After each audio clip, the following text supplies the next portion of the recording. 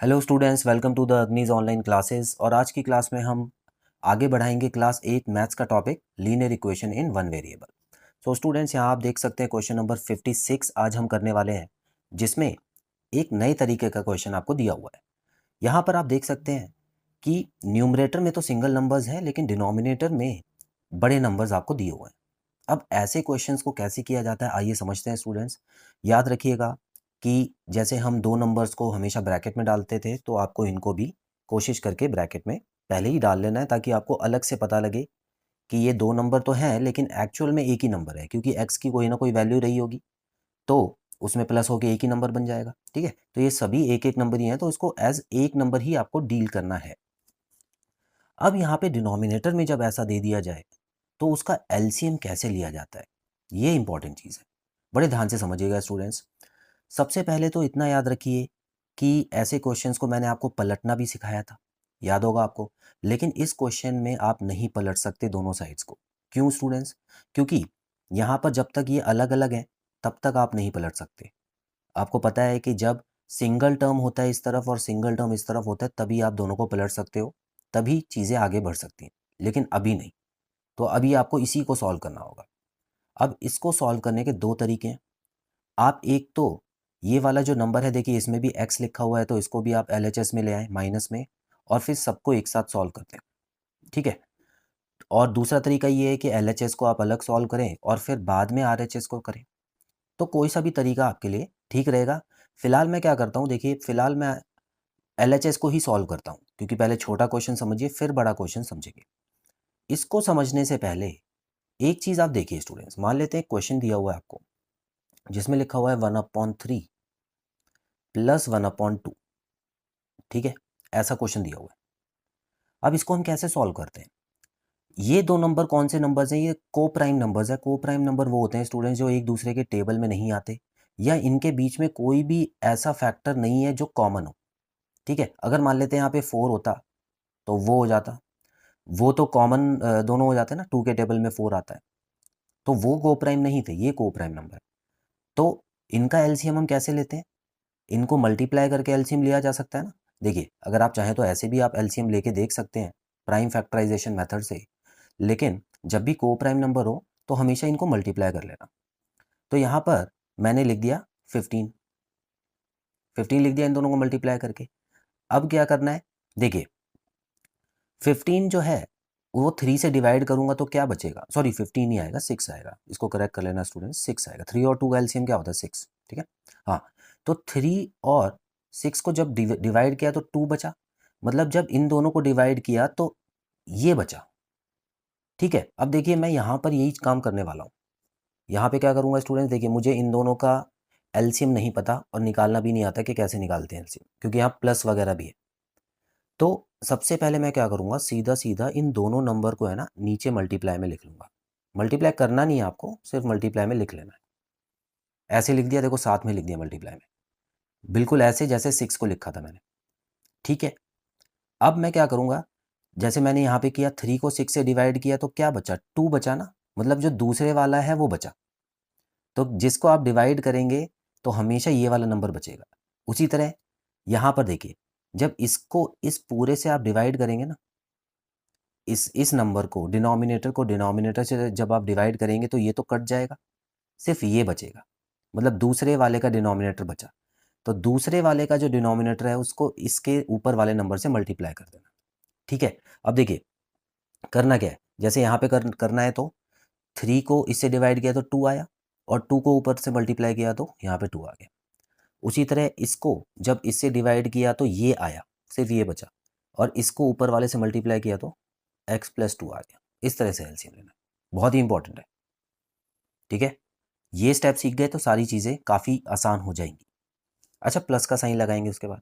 चलिए दोबारा यहाँ पे आते हैं, यहाँ पे प्लस का साइन लगा लेते हैं। अच्छा, 2 को 6 से डिवाइड किया तो क्या आया? 3। 3 आया ना, मतलब ये वाला नंबर आ गया। अब 3 को इससे मल्टीप्लाई करेंगे तो क्या आ जाएगा? 3।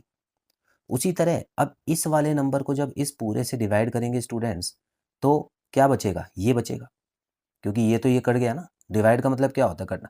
तो इसके डिनोमिनेटर को इसके डिनोमिनेटर से डिवाइड करेंगे तो ये तो कट जाएगा, ये बचा, और इसको इससे मल्टीप्लाई करके x+1 लिख लेंगे।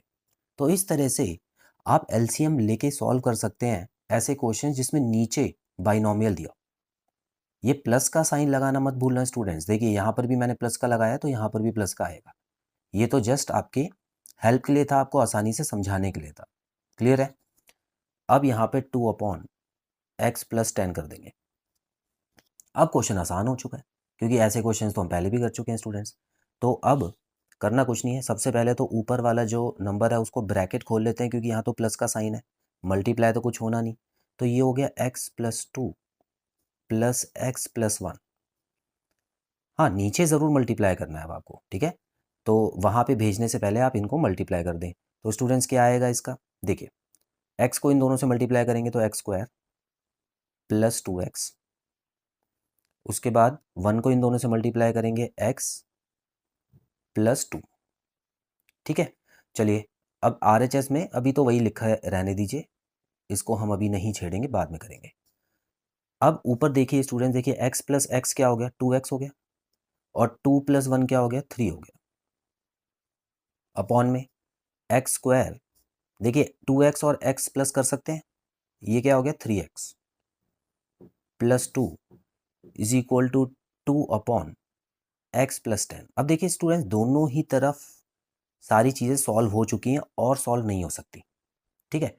तो अब आप ऐसा समझिए, अब मुझे क्रॉस मल्टीप्लिकेशन ही करना होगा क्योंकि वही तरीका अब मेरे पास बचा है। अब क्रॉस मल्टीप्लिकेशन कैसे होगा? देखिए स्टूडेंट्स, मैं ये जो डिनोमिनेटर है इसको 2 से मल्टीप्लाई कर देता हूँ और राइट हैंड साइड का जो डिनोमिनेटर है उसको इस ब्रैकेट से मल्टीप्लाई करूँगा। तो कैसे होगा? देखिए, तो यहाँ पर तो मैं लिख देता हूँ 2x + 3, और ये वाला जो नंबर है यहाँ पे चला गया मल्टीप्लिकेशन, x + 10 = 2 ब्रैकेट में रहेगा, और ये पूरा का पूरा नंबर यहाँ पे आप भेज दें, +3x + 2। अब इन दोनों को भी मल्टीप्लाई करना होगा, आइए कर लेते हैं। तो 2x को जब x से मल्टीप्लाई करेंगे स्टूडेंट्स तो क्या हो जाएगा? 2x का स्क्वायर, और 2x को जब 10 से मल्टीप्लाई करेंगे क्या हो जाएगा?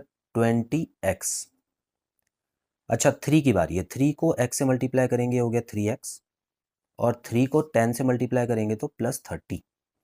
कोई भी नंबर माइनस में नहीं है तो अच्छा है हमारे लिए, साइन की हमको टेंशन नहीं लेनी है।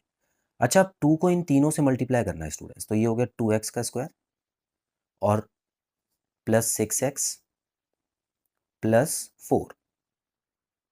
ठीक है?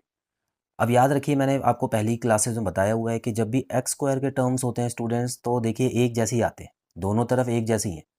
तो इनको क्या करना होता है? हमको इनको हटा देना है पहले ही, क्योंकि x² जब तक रहेगा तो x की वैल्यू ही नहीं आएगी। अब बाकी सॉल्व कर लेते हैं।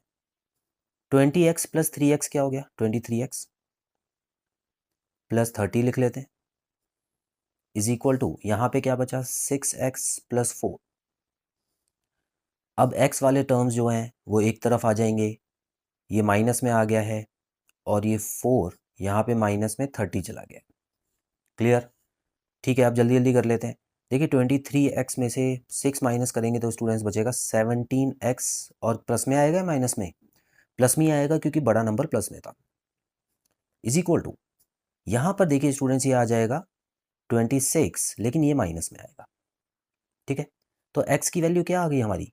-26/17। तो क्या ये आगे सॉल्व हो सकता है? ये आगे सॉल्व नहीं होगा क्योंकि अब ये इनमें से कुछ कट नहीं रहा है। तो स्टूडेंट्स, आई होप आपको ये क्वेश्चन क्लियर है।